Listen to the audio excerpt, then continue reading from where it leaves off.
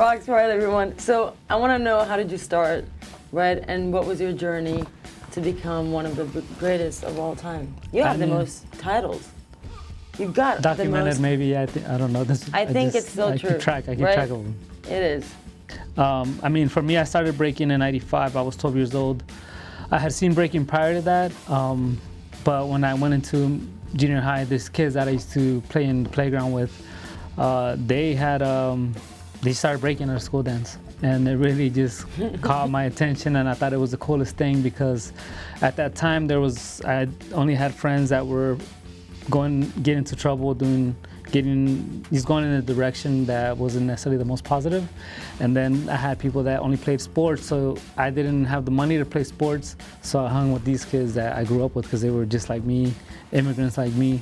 But then breaking was this different avenue that really stood out, and it was just something that I thought was so cool.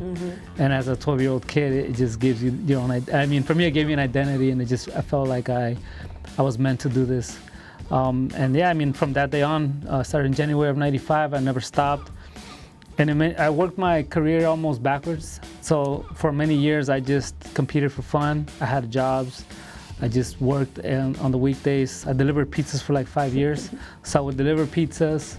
On the weekends, I would take them off. I'd go win a world championship, come back, deliver pizzas on Monday. Wow. And I got to the point where they probably weren't believing me, but then eventually they saw what I was doing. At 26, I quit the job on my 26th birthday and went full-time breaking. 2 years later, I helped create the Red Bull BC1 All-Stars. Wow. And then I won my biggest world championship at 29. So yeah, and I'm still here, doing what I love to do and traveling the world. Yeah, you've done everything that needed to be done. Yeah, so it's been a journey. Yeah. Let's go back to the mentality and physicality of breakdancing and how intense that is. Yeah, I mean, physically it's very demanding. That's one side of breaking, and the movements, how you utilize them, how you maintain your physique to be able to execute and deliver your style at the highest level. The other is the mental side, is with like the preparation of mentality of how you're going to approach the battle, how you want to look on stage, how you want to present your moves, what you're going to wear, how you want to interact with your opponents. All those things are important, and also just building the confidence mentally that even when you make mistakes, you still got to have the confidence to come back the next round and try to kill somebody in a battle. So you have really two elements that come into play. I think if you lack the mentality and the approach, the physical it's going to be pointless. Because you can do all the cool moves, flip around, spin as long as you want, but if there's no style, no presence, no understanding of what you're doing to a different degree, then it's all just moves. Right. I want to see you dance. I want to see you execute music. I want to see you play with different parts of this dance that we all love, and I want you to show me ways of doing what I love doing, but in ways where maybe I forgot about. Are you born with style, or do you gain it throughout your experience? Well, I mean, when we all start breaking, I think we're all whack in the beginning because we just learning. You're just picking it up. But I think everybody starts to find what they like, and their style starts to be defined within a few years, and you start to figure out what it is that you like doing and the way you're starting to move, and your style starts to grow and mature, and with that, everything kind of comes into place. The moves that you use, the steps that you utilize, the way that you dress, the music that you practice to.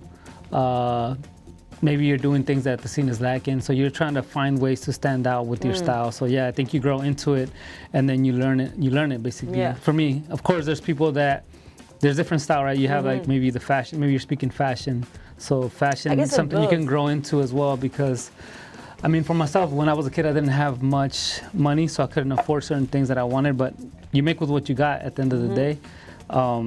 But yeah, sometimes it's just, fashion is interesting. It's just to each his own.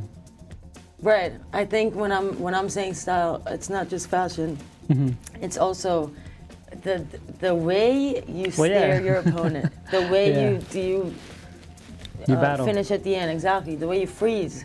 The way your head angles. I don't know. To me, style is just so. Well, style is the way you move. Style is everything that you're doing, the way that you're presenting your dance, right? What you're representing, what you do. So of course, the style in this dance is very important. Yeah, the gestures, the posture, your form, the way that you look when you're doing footwork, the way that you're striking the music, the way that you're playing with your transitions. All that's a part of your style. It's how you do it, right? It's not what you do, it's how it's done. Yep. So exactly. that's all that really counts in breaking in many ways, because we all utilize a certain vocabulary of movements, but it's how we do it that stands out, and that's what leaves the mark, and that's all in your style. Yeah, where did the name Roxrite came from? I mean, Roxrite is a hip-hop term, Roxrite. So if you ever listen to Slick Rick and stuff and old MCs, they've used the term Roxrite on the mic a lot. So it just means to do it right, to represent right. In the 90s, though, my name was given to me by my mentor, Ground Level. And he just thought that I rocked right. And being his student, he thought I was representing this the right way.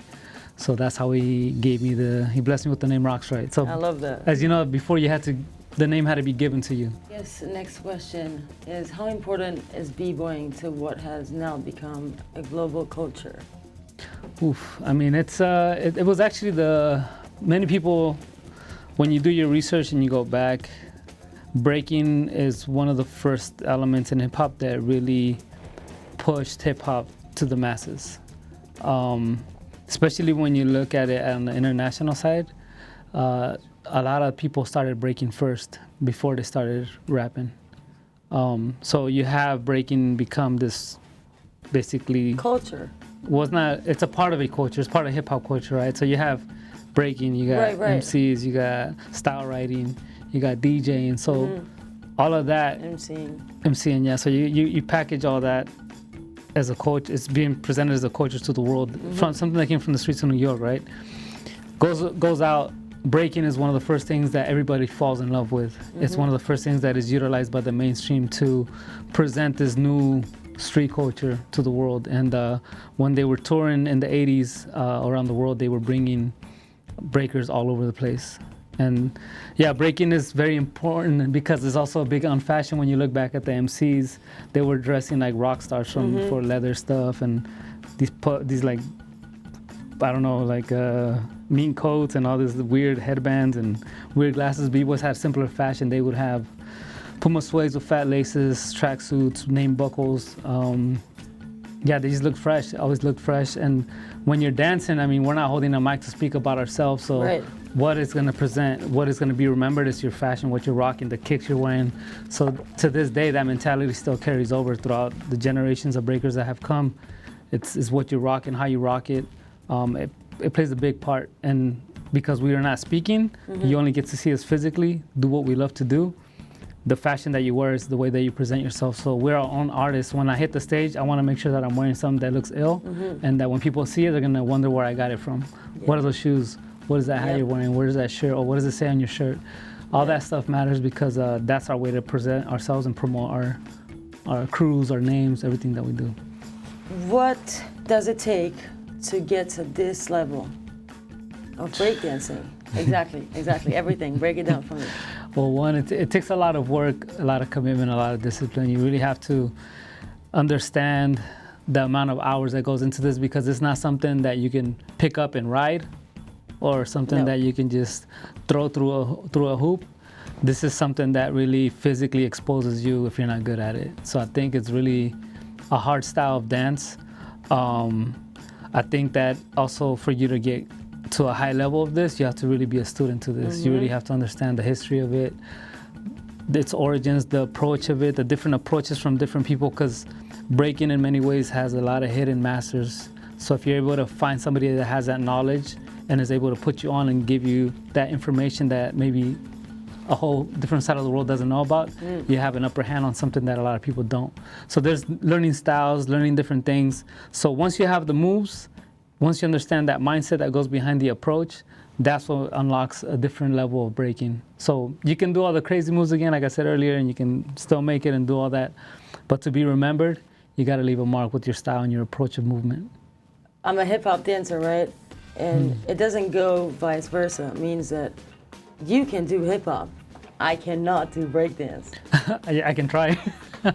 Right? Yeah. I mean, depends, like there's so many elements combined in this sports, dance. I don't know. It's like.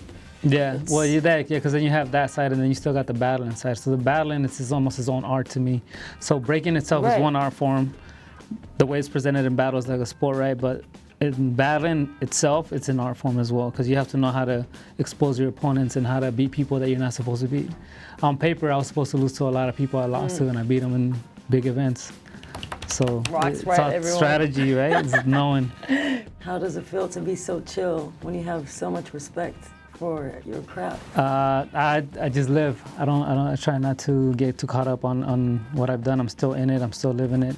Still a student, like you said. Yeah, still a student. I'm still learning. I go around the world, learn from different cultures, learn from different histories, their history, how they learned, and just their approach. So I always gotta have an open ear to learn. I'm so excited for you. Thank you. I can't wait to see more of what's coming. And obviously, of course, of BBoy City. But yeah, BBoy Roxrite, it has been an absolute pleasure hanging with you. And thank you so much, BBoy City, Caffeine TV, and everyone at home. Let's get hyped for the next one. Thank you so much for watching BBoy City TV and being a part of this community. Follow us because we have a lot more of these on the way.